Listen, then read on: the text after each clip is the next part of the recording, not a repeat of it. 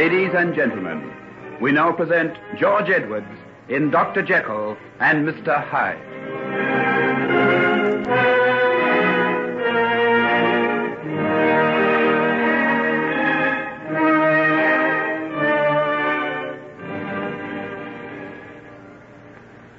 Well, this is a surprise, Margaret, dear. I didn't think we'd be seeing you before midday. It's such a lovely morning, and I don't feel the least bit tired. I'm surprised to hear that. You never stopped dancing from the time you got there till we left at 3 o'clock. No need to ask if you enjoyed yourself, then. None at all. It was marvellous. Just marvellous. Had breakfast, my dear? Yes, thanks. Carrie brought me up some quite a while ago. I think I'll go out and get a little of this morning sunshine, if you don't mind. Yes, do, dear. You may not feel tired, but you could do with a little more colour in your cheeks. Aunt Marion, here are your pearls. Thank you so much for letting me wear them. They look beautiful. But, Margaret, dear, I meant you to keep them. Didn't you understand? You said if you had a daughter, they would have been hers. I'm not your daughter, and I never will be. Never. Well, what does it mean, Edward? Why did she say that? I don't know exactly. Something happened at the ball last night? Oh, nothing in particular. Edward, you're keeping something back from me. I can tell by the way you speak. Now, what is it? Well, it's just that Henry paid rather a lot of attention to a Mrs. Marchbanks last night, and I suppose Margaret's upset by it. Mrs. Marchbanks? Not the Mrs. Marchbanks? I think there is only one. But what was she doing there? How did she come to be at the Hunt Ball? I understand that she moves in the very best society, my dear. She's staying with the Marchioness of Welsh at present. Don't forget that she has met with the approval of a very distinguished personage indeed. Forget it. How could I when it's common gossip in 2 continents? But does that mean that decent people have got to recognize a woman who makes an open fool of... Hush, my dear. These things are far better left unsaid. She only concerns us because she's been the cause of making trouble between Margaret and Henry. Did she take much notice of him? Quite a bit. But why? Henry's only a boy. What can a woman like that see in him? Oh, he's handsome and young. These women like to try their wiles on young men sometimes. I'd like to try my wiles on her. Edward, if anything really comes between Henry and Margaret, it'll break my heart. They're made for each other. Well, we'd best leave these matters to them. Ah, there goes Henry across the terrace now. He's following her along Rose Walk. I think our little Margaret will be wearing those pearls after all, my dear. Come, pour me out another cup of coffee, and we'll go into the morning room. It's beautifully sunny there.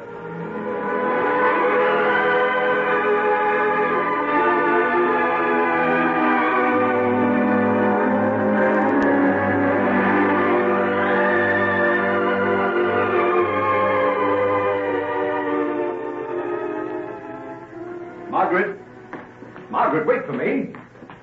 Why, where are you going in such a hurry? For a walk? Mind if I come? I can't stop you. Oh, yes, you can. By telling me you don't want me. Are you going to? I'm going as far as the stables, really. I want to tell one of the grooms to have Clytie ready for me at 11. Oh, going riding, are you? Who with? John. Margaret, look at me. Why? I want to tell you how terribly sorry I am. Oh, Margaret, I'm a brute. I deserve to have you hate me.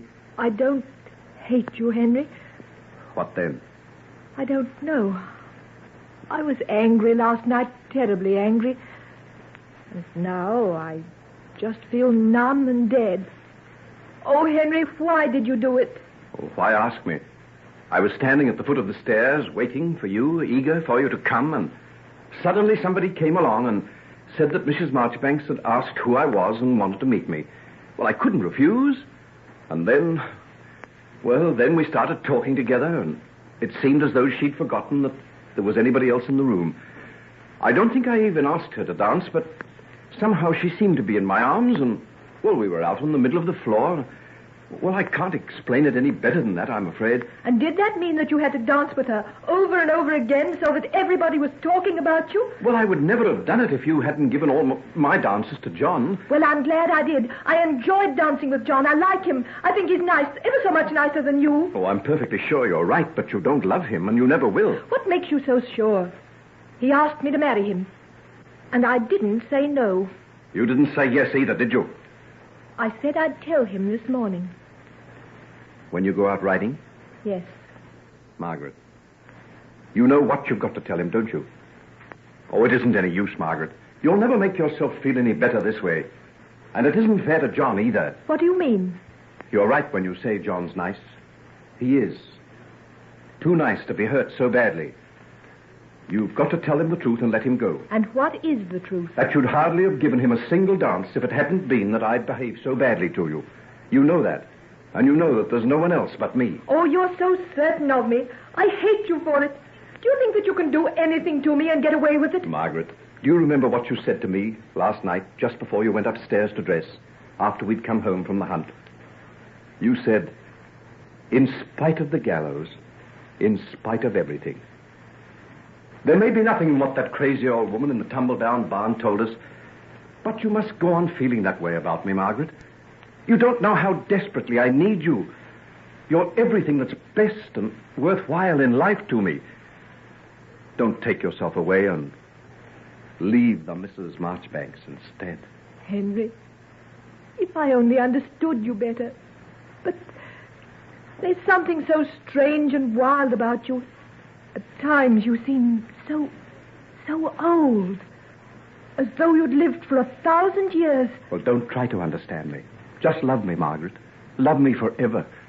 No matter what happens, no matter what I do. Otherwise, I'm lost. I know I am. I do love you. If you only knew how much. And you'll marry me? As soon as I'm through my course, you'll marry me? Yes.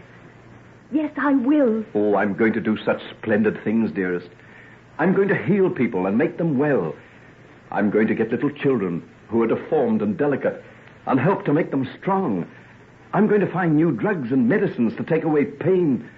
I'm going to find a way to reach the tortured souls of men and women and give them peace. Now you've got that look on your face that I love so much. Now I know why I love you. Why I'd follow you wherever you go. Oh, if only you knew. I only know I love you. And always will. Forever and forever.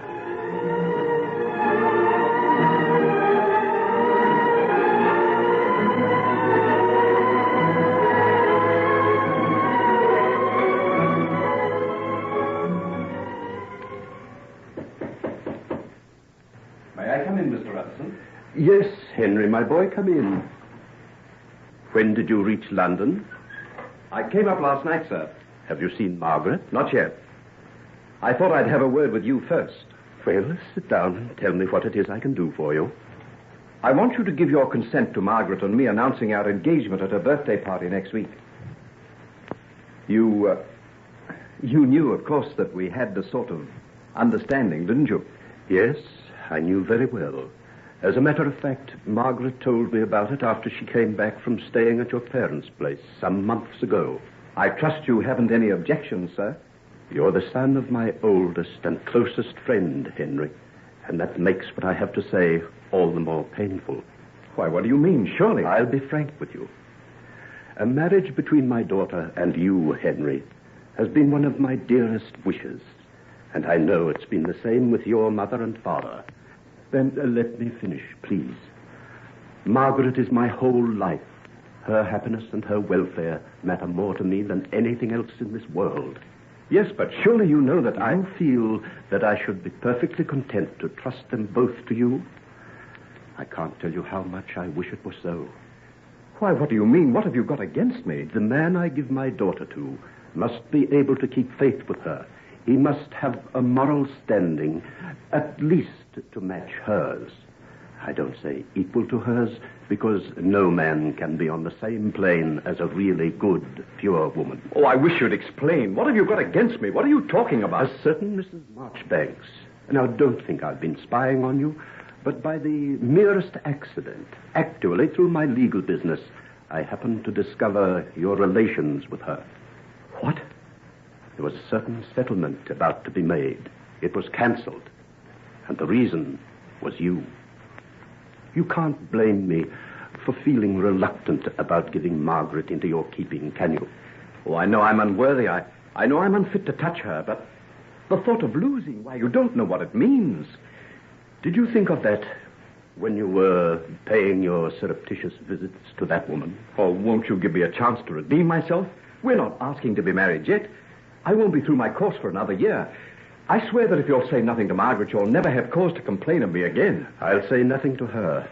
But I can't consent to the engagement being made public. But what am I going to tell her? I don't know. But I imagine that you're pretty practiced in the art of concealment, aren't you? I deserve that. But it hurts for all that. Henry, why did you do it? For the life of me, I can't imagine how you could have stooped to such a thing. And so soon after Margaret promised to marry you. Surely your love for her should have made it easy to resist the temptations that this other woman offered. Couldn't it have been that it was because I love her so much? Do you think that the feelings I have for Margaret have nothing to do with the flesh? She's remote beyond me. Everything places her beyond my reach. Oh, can't you be reasonable? Perhaps I can. Yes, perhaps I can. I'm not so far removed from my own youth that I've forgotten. Then you'll not be hard on me. You'll see that what I felt for this woman had nothing whatever to do with Margaret. It's just as though I was another being, a different man. Yet still the man who wants to marry my daughter. And the man who might well break her heart and ruin her life. Oh, give me a chance. Just give me a chance. Come back to me at the end of 2 years when you've taken your degree and established yourself as a doctor.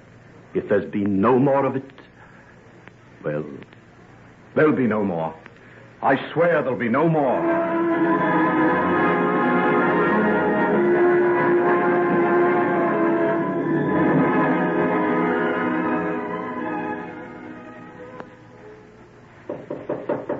Who's there? Lanyon, what on earth are you doing stuck away in this laboratory this hour of night? Go away, you idiot. I'm working. The supper's getting cold. I made cocoa, too. Well, drink it yourself. I don't want any. You know what the time is? Yes, it's 12:15. Go to bed and sleep your brains away. I'm going to stay here till I've got something to go right. End up in hospital, don't get some sleep. Oh, you'll end up in one if you don't shut up and go away. You've made me forget my calculations. I'll have to do them all over again. Oh, all right, you budding geniuses, give me a pain. Professor Marriott, my beloved master, I've been a coward. I failed to keep my word. I haven't discovered the secret, but I'm going to. I've got to. I can't have this infernal, evil second self destroying me. And it is destroying me. It's growing stronger, harder to resist. Come now, here are my notes. Here is the tincture. Here are the salts. I'll start again.